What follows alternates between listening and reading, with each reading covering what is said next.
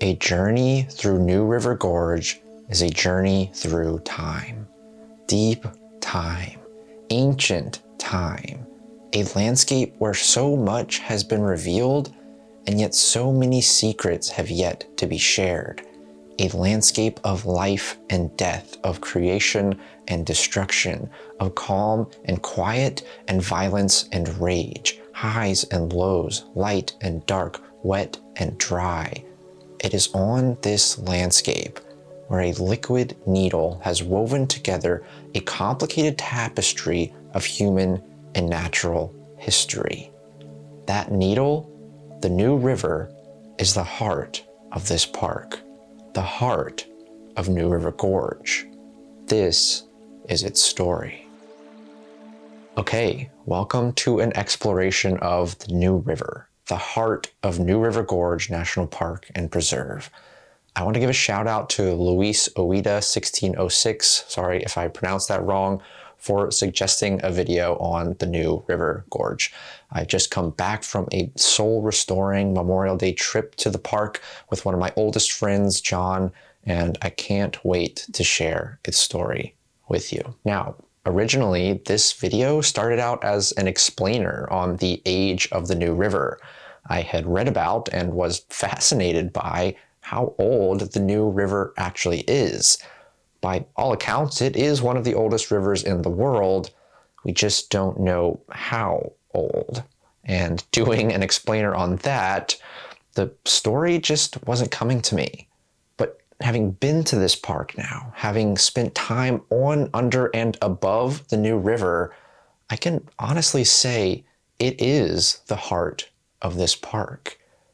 Everything this park has been, will be, and currently is because of the river.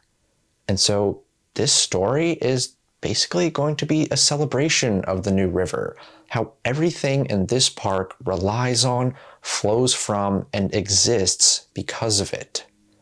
Let's dive in.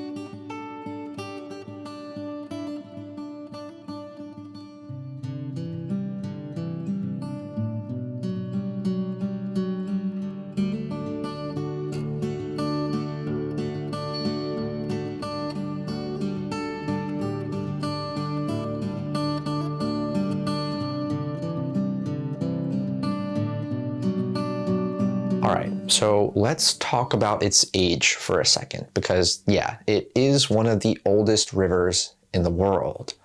Wikipedia will tell you it's the fourth oldest. I've heard second oldest in some places. Other people disagree with this. There's a whole host of factors they use to determine the age of rivers, like how old the valley it cuts through is, how deep it cuts into its riverbed, how old the sediments it transports are, how many tributaries it has, how bendy its bends are, and so on. Using all of these markers, the New River could be more than 300 years old, or it could be like 5 million years old. We really don't know. It's just one of those things. But again, we do know it is an ancient river on an ancient landscape. I mean, the Appalachians are some of the oldest mountains in the world. So it's technically not that new of a river after all. Everything we see in this park today, the gorge itself, the plants and animals that inhabit it, the old coal infrastructure, the rafts and boats, all of that is made possible by the New River. Now, the New is actually pretty unique in that it's one of those rivers that flows from south to north. Its headwaters are in North Carolina, near the town of Blowing Rock. Then it flows north into Virginia and West Virginia, where shortly after leaving the national park boundaries, it meets with the Gauley River to become the Kanawha River, which leads into the Ohio River, which leads into the Mississippi River, which empties into the Gulf of Mexico, which evaporates to form rain clouds, which falls on the southern Appalachians of western North Carolina, which flows into the New River. This is the water cycle, great. But for a good portion of its length, well before it reaches the park boundaries, the New River is kind of slow and meandery. It's good for farming and agriculture and lazy river floats. It's not until it enters the gorge that the New River becomes angry and violent, dropping 750 feet in just 50 miles. This is the reason the New is world-renowned for its whitewater. Dropping that much distance in such a short amount of time creates a lot of cool hydraulic features on the water that people come from all over the world to experience. For comparison, the Mississippi River drops a little under 1,500 feet of elevation from Minnesota to Louisiana, a distance of more than 2,000 miles. So yeah, huge elevation gradient here at New River Gorge. And that elevation gradient has some really big implications for the ecology of this park.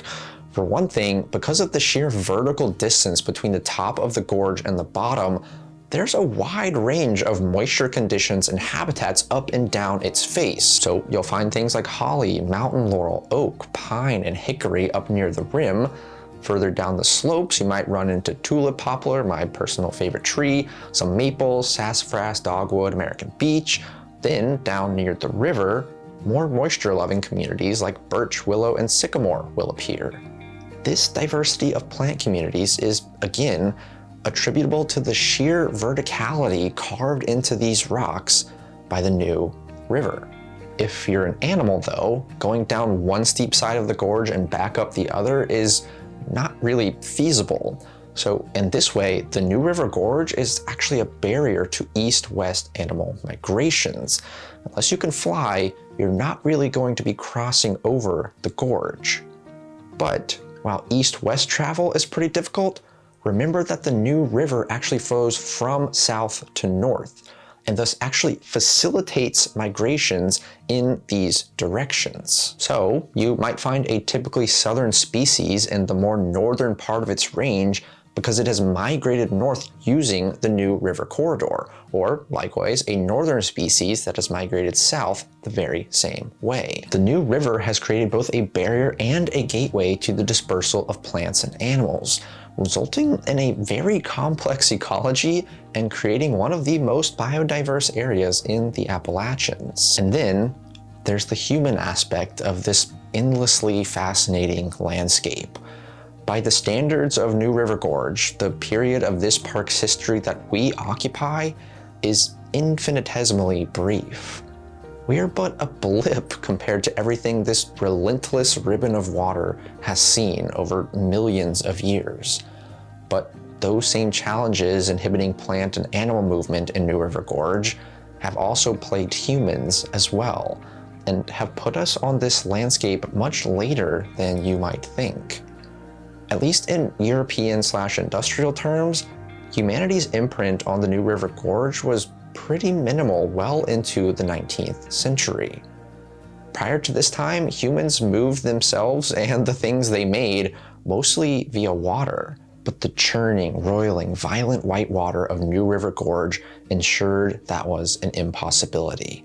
The rugged terrain of the New made human travel incredibly difficult in this region until the railroad arrived in 1873. With the coming of the railroad, the New's ancient past was married to its immediate future. These hills, like many in Appalachia, are coal country.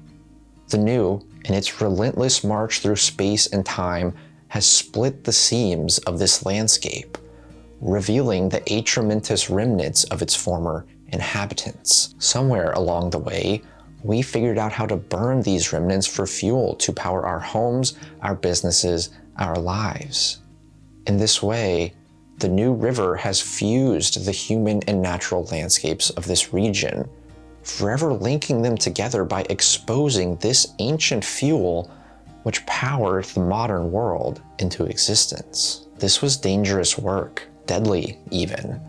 The river had made the coal accessible, to be sure, but removing it was a more difficult task. It was located in the hearts of these mountains and required explosives to remove. Collapsing caves, poison gas, and heavy metal machines were but a few of the hazards these men faced, and eventually, there was no more coal to mine. As quickly as they had come, they left. The men retreated from the mountains, leaving the remnants of their industry behind, once again to be wedded to the natural world. A scene frozen in time, an inescapable part of a park's varied past. Still, the river remained, and suddenly the value of this land was no longer measured in how many tons of it were removed, but in how many acres of it were preserved. New River Gorge National River was established in 1978. A new industry, one trading in thrills seeked and smiles generated, blossomed. The new river remained, and still remains, the main economic engine for this region. But instead of rail cars full of coal, rafts full of people are the new measure of success. And this really was the main thing I noticed from my visit, and what I hope I've been able to show you in this video. The new river really is the heart of this park. A lot of things have changed over the millions of years this river has flowed across this landscape, but it remains the one constant. Everything that this park was, is, and will be is centered along this most ironically named of rivers. The park's geology, ecology, and human history, both past and present, can be directly traced back to this river. I had the privilege of experiencing all of this and was really just trying to throw myself into understanding its story when I was there, trying to understand what it was trying to tell me.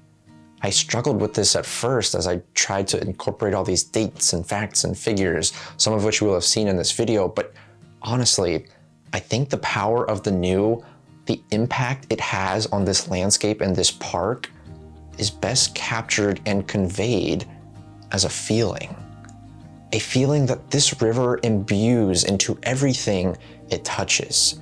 Whether I got that from the landscapes I walked, the animals I saw, the plants I felt, the history I experienced, or through the passionate people who opened my eyes to its wonders, there's an allure here. Something special about this landscape and this river. It was a pleasure to be a part of its long and winding journey through the ancient hills of Appalachia.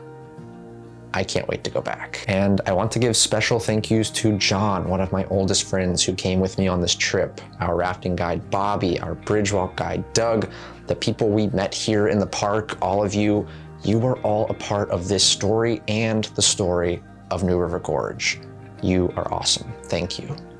If you like stories about national parks and protected areas and public lands, definitely check out more of this channel. This was a little bit of a different format for me, but every story I tell here is made with the singular goal of helping people learn about parks. And every like, subscribe, and bell notification thing helps me to bring these stories to more people.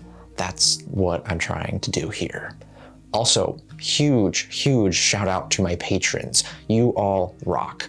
Being able to travel and experience these places from the field in person goes such a long way to being able to convey how special they are to you when I tell these stories. And I absolutely could not do that. I could not travel to these places and be able to tell their stories to you without the support of my patrons. So thank you so much. Let's see, what else? Instagram, you can follow me on Instagram if you want. I posted some cool pictures of our trip over there, and it's also just the best place to keep up with me and stay in touch and get updates for the channel and stuff like that. So follow me on Instagram if you would like.